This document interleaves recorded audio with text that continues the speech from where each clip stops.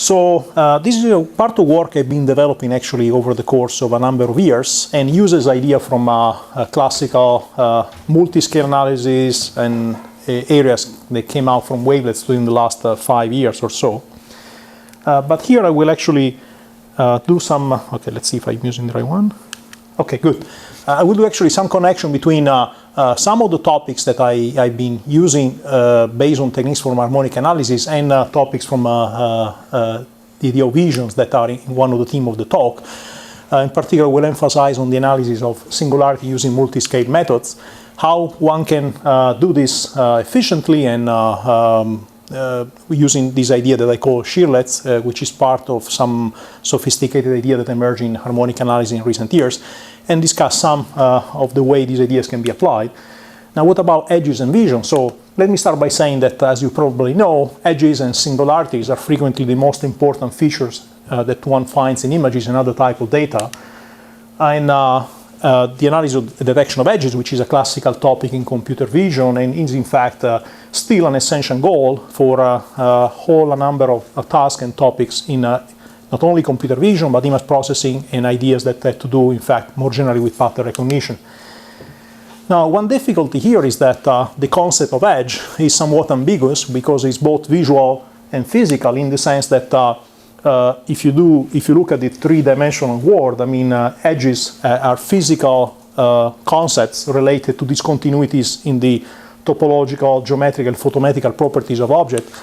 But normally when you look at images, edges in images, this is somewhat different, because in that case, what is an edge is not always so well defined. Typically an edge is a sharp discontinuity in the intensity of the image. So there is some vagueness in this notion. Now, in most cases, in fact, we are considering images as two-dimensional representation of three-dimensional object. In this case, when we look at images, we look at in this case, at least monochromatic images. This is the model we consider, which are functions of two variables, and they represent, in fact, a three-dimensional object. But in practice, we frequently deal with digital images where we do not have a function defined over a continuous range, but over a discrete one, where we even have a notion of pixel associated with the value of this function on a specific discretized points. Now, and of course, this is a model of a three-dimensional object we want to understand. Typically, could be a three-dimensional object or a scenario. Now, the difficulty that we have in understanding and analyzing edges or images is the same type of difficulty that the human visual system has, right? So, I mean, you can see both ways. So, in my point of view is the image processing problem is similar to the problem of the human visual system. So, I don't want to necessarily reduce this to saying that we can use one to learn from the other, but definitely there is a connection between the two. And in fact, Marr, in a classical work in between the 70s and the 80s, was one of the first to investigate the connection and similarities between the problems in the image processing and the problems in the human visual system. It is not completely clear whether his goal was to understand how the human visual system works, or if to use the understanding of the human visual system in order to do some sort of inverse engineering and develop better processing idea. But anyway, so he explored this connection, and one classical work is this paper, The Theory of Edge Detection, in the 80s, where we in fact try to find a way to formalize the problem of interpreting images, and more precisely dealing with the task of edges. Now, one observation he made, and just I want to mention this fact, even though it will not play a major role in what I'm going to say next, is that the success of the human visual system, which is remarkable, relies in great part to regularities which are present in the visual environment. So it's not a system that will work equally well in other circumstances, right? So it relies, in fact, a lot of doing inferences. Now, one of the main tasks is how does the human visual system, in fact, identify edges, right? And Marr, Hildreth, and Mare also with other collaborators based their observation on neurophysiological studies of the time that may probably have been in part improved and updated now, and I'm not familiar with the old developments. This morning we heard something which is much more up to date. So anyway, what he proposed, and there was a novelty at the time, is that the visual processing system is in fact a multi-layer system, and the early part, the one that happens mostly at the retina receptors, is responsible to construct what is called the primal sketch. And these are the wording that I cite. So a primitive but rich description of the image. Essentially, the primal sketch is some sort of first level description that incorporates intensity changes and therefore edges, but also property about orientation and distance, right? So I use these keywords because in a certain sense they will be the basis for what is the next step. In fact, what Marr observed is that, for example, in the task of detecting edges, it's clear that this is some task that happens over several scales. So if the visual system does some sort of processing of the data, this cannot occur with a single and simple filter. It has to do something with something that processes things at several scale levels. And in fact, he proposed a model that is in fact what we'll describe today as a multiscale approach. His idea is that the human visual system does some sort of multiscale analysis, including a combination of filters at various scales. And in fact, for example, for the specific task of detecting edges, he proposed a method based on the Laplacian of the Gaussian. And these ideas have been seminal also in the multiscale literature. People in wavelet have been frequently referring to the study of Marr as some sort of inspiration and foundation for some of the formalisms that follow there. Now, I mentioned before that in the primal sketch there is also this information about directions, and Marr was aware of this, and in fact in the 80s he's also proposed to look at the issue of directionality, but this was in part left uncompleted at the time, so I think he ended his career about the time. So his approach is mostly isotropic, and he attempted to solve the idea of detecting edges using a multiscale approach that doesn't incorporate ideas of directionality. And I will in fact try to discuss in this talk the importance of this concept, and how in fact one can combine multiscale analysis and directionality and provide a more precise and robust way of detecting edges. So what is the idea of multiscale analysis? And so here I will be more formal and less reliant on, I will not rely on neurophysiological observations. So the first part of the talk was more inspirational, the fact that ideas from neurophysiology, in fact, I identify in the human visual system principles that are closely related to some of the techniques that people have been using in the last 15 years at least for analyzing images and edges. Now, intuitively and follow in part the idea of Marr. So if one wants to find an edge, right, we look for situations, for places where the gradient is large. And because this operation is very sensitive to noise, at least this kind of an ill-posed problem, so what is normally done, at least if you want to try to detect edges numerically, is rather than just computing the gradient of the image, you would convolve the image U with a Gaussian at a certain scale, and then compute the gradient, right? That will make the operation more stable. This is very much the idea that Kenny used, and it is in a language that was then introduced by Mallah and collaborators, the way one would detect edges using wavelets. In fact, the observation is that let us identify the gradient of the Gaussian with this function psi that will be by my wavelet, and then it's not difficult to see that if you compute the gradient of U convolved with G sub A, then through a simple sequence of steps, you realize that this operation is nothing else than computing the wavelet transform of the function U, where the wavelet is in fact my gradient of the Gaussian, right? And this is somewhat the idea that Mallah used, and that relates very closely to the idea of Kani in detecting edges. Now, let me therefore look more carefully at the continuous wavelet transform and see what makes this approach so powerful in detecting singularities.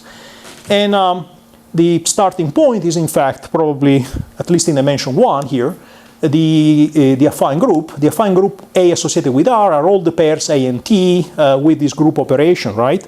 I'm using this form of the group, right? There are two ways of writing the affine group. I'm choosing this one. And the continuous affine system are generated from the action of A on L2 of R. In fact, the mapping from the element of the group into the psi AT, which is this function, is the so-called quasi-regular representation of A on L2 of R. And by looking at all possible elements in A and T, you generate what we call a continuous affine system, right? So the elements obtained by applying for this dilation and translation. And now when you map F into this inner product of F with these elements, right, of the affine system, you obtain what is called the continuous wavelet transform. Now here I made no assumption whatsoever about psi, right? I just say that psi is a function L2. And now if you add some more structure, so if assume that psi satisfy what is called the Calderon admissibility condition, which is this equation, then the wavelet transform becomes a linear isometry. Now, one remarkable property is that with this tool, you in fact, in a situation, you're able to detect what are called the point singularities of function and distributions. And this happens in this particular way, so that if you compute the wavelet transform of function f, where f is in fact, I say, a function or a distribution, the asymptotic behavior of this transform with respect to A will signal the location of the singularity. And for example, if psi is chosen to be a Schwarz class function so that I can compute the wavelet transform of a Dirac delta, then you can see through direct computation that what you find is a transform that at t equals 0, which is the location of the singularity, has this sort of behavior as a function of A as a blow up when A goes to 0. For all other values of t, the decay is rapid. So the wavelet transform has rapid decay everywhere except at the point t equals 0, where in fact there's a blow up associated with the location of the singularity. And the same principle holds, for example, if you look at the step function, the Heaviside function, right, which is h being 1 when x positive and 0 otherwise. And now if you compute again the wavelet transform in this case, again the computation is direct. You just apply Planck-Charel theorem and you compute the distributional transform of the Heaviside function. You obtain this expression, so I can write it in this form. And now let me move to the next slide. So this is the expression that I want to analyze, right, as a function of A and t. And you see that at t equals 0, provided that my gamma hat, which is associated to psi, is non-zero here, then I have something that behaves like square root of A, while at all other value of t, again using simple property of the Fourier transform, I find that the wavelet transform decays rapidly when A goes to 0, right? A to decay here, while square root of A there. So slow decay or rapid decay. Before we had blow up or rapid decay, but in any case, location where there is no rapid decay are associated with points where something like a discontinuity or a singularity of other type occurs. And this is true more generally. One can show that the wavelet transform resolve the singular support. Morally, so what we found is that you have rapid decay except for the singularity where the decay is low, or in practice not rapid because may also be an expansion. And so this can be used to identify the singularity points. Now, there is more work in this direction. In fact, papers by Jaffard and Meyer show that the asymptotic behavior of the wavelet transform can be used to describe not only the location of the singularity, but also tell something about the regularity type in terms of the elliptic exponent. So there are some interesting papers about this work.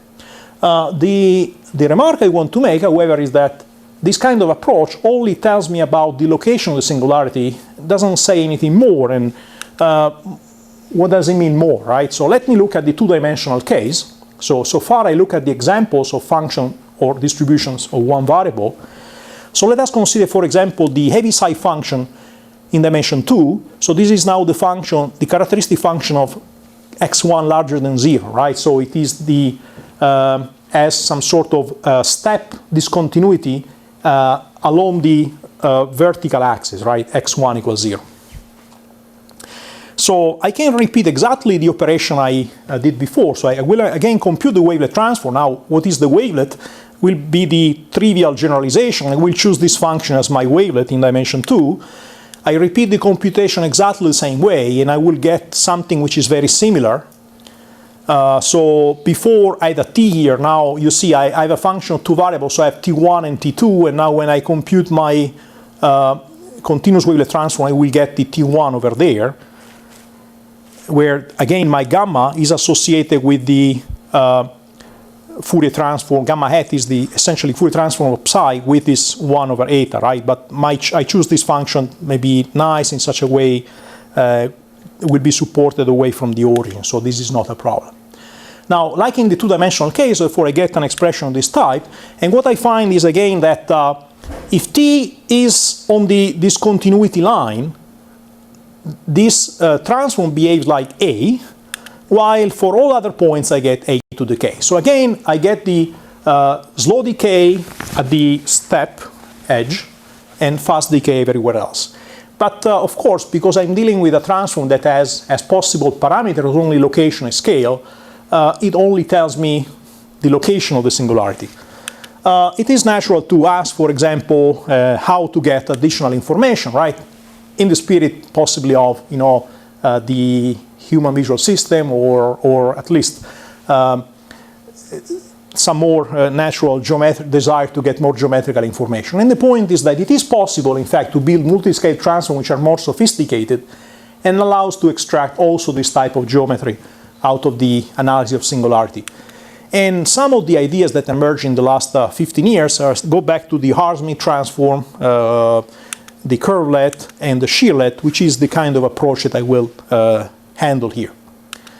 Now, what is this idea of the shearlet, right? Now, the starting point will be, again, the machinery of affine systems. So if you remember before, I started from the affine systems on R. Now, what would be the extension in RD will be now the affine group of motions on RD. So I'm looking now, again, at pairs, M and T. But now M is a subgroup of the D by D invertible matrices. T is in RD with the group operation that is associated with the system. And so I will, in fact, refer to the subgroup here of the matrices as the dilation subgroup of AD, right? I will identify G with this subgroup of AD. It will be just convenient just to refer to different versions of the affine group associated with these different dilation subgroups. And similar to what I did before, I will call my affine systems the collection of functions obtained by applying EC dilations and translation to this function psi. And again, I will call the continuous wavelet transform, and with respect to AD, the mapping from F into these functions, associated now defined over the affine group. And also in this case, of course, I can look for admissibility conditions. Now, the situation here, of course, is more complicated. In fact, it is not always true that you can find admissible functions, but in many cases you can. Let me look at this special case in 2D, and in 2D, I will look at two cases for the dilation group, right? The easiest case is, for example, I can choose my dilation matrix to be simply diagonal matrices, and this is the example that I use, in fact, to study the Heaviside function, and diagonal matrices, right? And the shearlet approach, which is the one that I will discuss next, is defined within the same framework, but with this type of dilation matrices. So those, as you see, are dilation matrices which are upper triangular, and they depend on two variables, A positive and S real. Now, in fact, what's behind here is that this matrix MAS is the product of a diagonal matrix, which is anisotropic, and another matrix, which is what I call the shear transformation.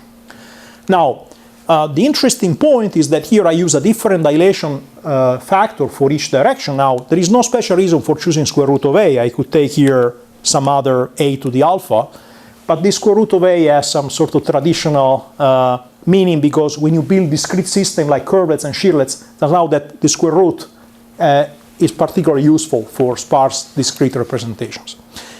Anyway, for what I'm going to say next, I can essentially use any factor alpha, right? And now the other matrix S, as you see, of course, this is not expanding, and it is associated with transformation which are closely related to rotations. So there is in fact an admissible wavelet associated with this dilation group, which are the element obtained by constructing the Fourier domain function of this form, where the function psi1 is a continuous wavelet. So in the Fourier domain is supported away from the origin, while the function psi2 in the Fourier domain is some sort of bump-like function. And therefore, as a result, psi is a function which is band limited, right? But because it is smooth in the Fourier domain, it is also well localized. Will not be completely supported, but well localized. And I will call the continuous shearlet transform the mapping, taking f into the elements which are the inner product of my f with all these elements. And now, just for simplicity of notation, rather than call it psi mast, I will call psi ast. So it depends on the three parameters. The scale, shearing, and translation. And in fact, there is behind this approach, as you can see, there is a strong group theoretic structure. This is the shearlet group, and the shearlet can be generated by appropriate representations, right? And there is a very nice machinery that some people have in fact explored. So this is the type of isometry that we get, where this is the left arm measure associated with the shearlet group. Now, just to give an idea about how this element look like, in the Fourier domain, this will be the support of a shearlet, right? Because you remember that they are supported away from the origin in the horizontal direction, and they are bump-like in the other one, so the support will be of this type. And when I apply my dilates, they will, of course, in the Fourier domain, move this way, and the shearing will produce element of this type. So that as a result, I obtain a collection of elements defined at various scales and locations. But of course, there is also the translation factor t that is not visible in the Fourier domain, right? But I get all those. And because they're completely supported, also in the time domain, these elements in the space domain, these elements will be well localized and directional. Okay, now, I will in fact be able to use now these ideas to essentially extend the analysis of singularity that I was performing before using wavelets, by including now the ability to deal with orientation. So the moral of the story that you will see made explicit in the next slides is that with this approach, I will be able to resolve both the location and the orientation of the singularity for function and distributions. And this is true in great generality. So let me start with the first model, which is the model of the linear singularity, right? So I take a delta. Before I had the point delta, now I can take the delta defined on a line. So I will define a delta function, right, that is supported on a line and satisfy this property. So this will be the support will be over the line of slope minus 1 over p, right? And it is possible to show. I will not show all details for this example. That if you now compute the shearlet transform of this linear delta, then you will find that you have a blow up when t is associated with the line of discontinuity, line of singularity, and for the value of s, which is perpendicular to the singularity. So I think that I have a drawing here.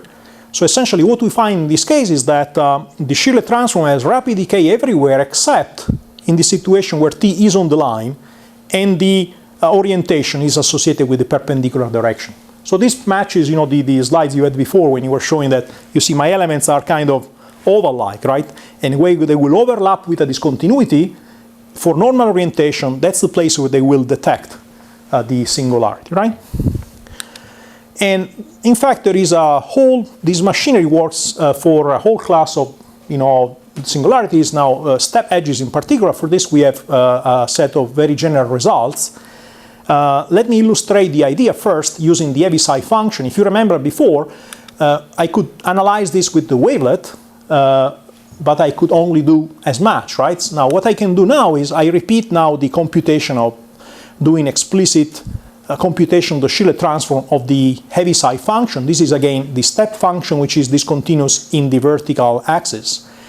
And so direct computation give me now an expression of this type, which is somewhat similar to the one I had before, but now you see I have also the presence of this variable s, right, the one associated with the orientation.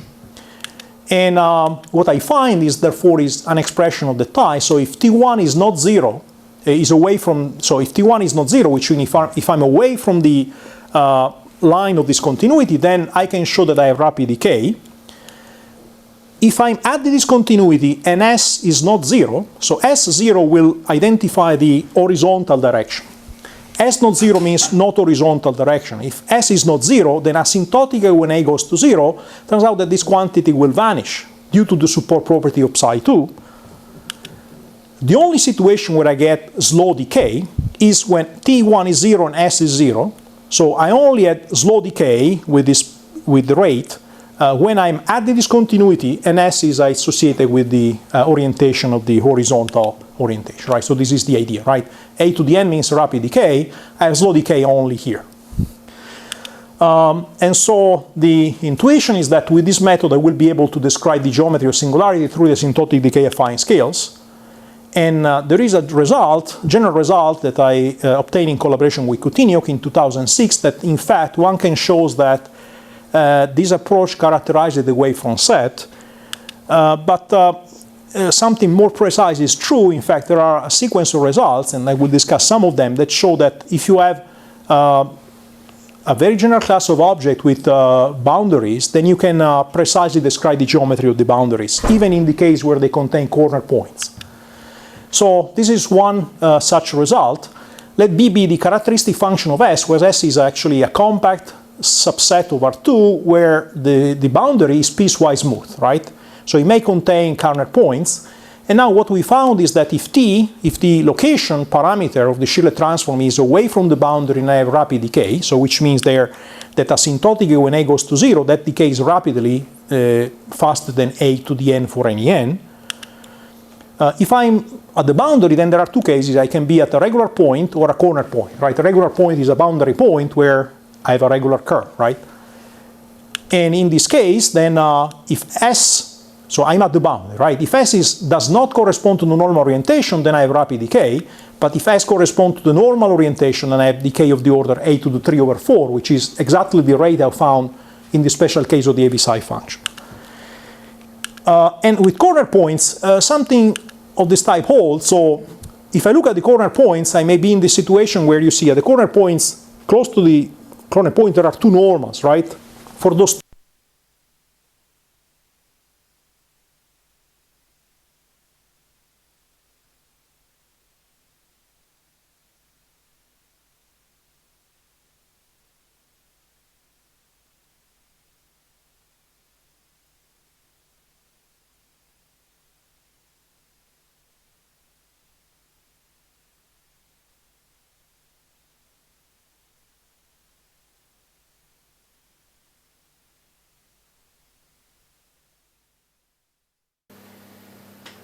I also have a question.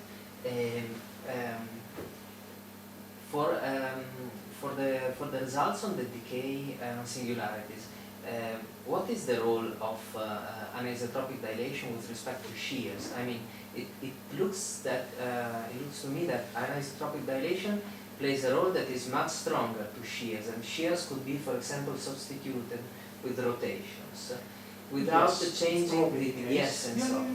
It is true, yeah. Most likely it's true. So the point, yes. So you say, I mean, the dilation, so the anisotropy enables our filter to be oriental, right? And now, as I said, there is no need to have my anisotropy to be square root of A. It can be A to another parameter. We found in practice that you cannot choose any alpha between 0 and 1. There is a restriction. And this is due to the fact that when we do the analysis of the edge, we use a parabolic approximation for the boundary. And that parabolic approximation imposes a constraint so that we cannot use our parameter A to the beta or A to the alpha, with alpha being, I think, smaller than 1/3. There is some constraint there. But anyway, we need anisotropy, and this is essential. Now, then you have a constraint from below. So can be between. Let's see, because which means that it cannot be too elongated. Yes. Right. Cannot be too elongated. That was my second question. Yes. Yes. Because actually, in the observed population of receptive fields that we were talking about, actually we observed this kind of anisotropic scaling. But actually, I was wondering whether so we found a constraint cannot be too anisotropic. Now, my understanding so far is that maybe this may be just a limitation of our proof. So we know that our proof has this constraint. I don't know if it's a constraint, but could be because of course in between one and this lower bound. Did you find an optimum value? This optimum value depends on the manual wave? There is no optimum in the sense that if the goal is detection, there is no optimum. So the decay that you observe is always the same? No. The decay is a factor. You see, we get a to the 3/4. The 3/4 is, it depends on, I think, is 1 plus the alpha divided by 2. So, the decay, the slow decay depends on the anisotropy that you choose. So the more you have anisotropy, the more you see. Yes, and of course it changes, right? I don't know if right. So, if you say that the optimal is the one which is the slowest, yes, you can find one with the slowest. Yes, I see. It's true. But we find that in the proof we can choose any anisotropic factor that we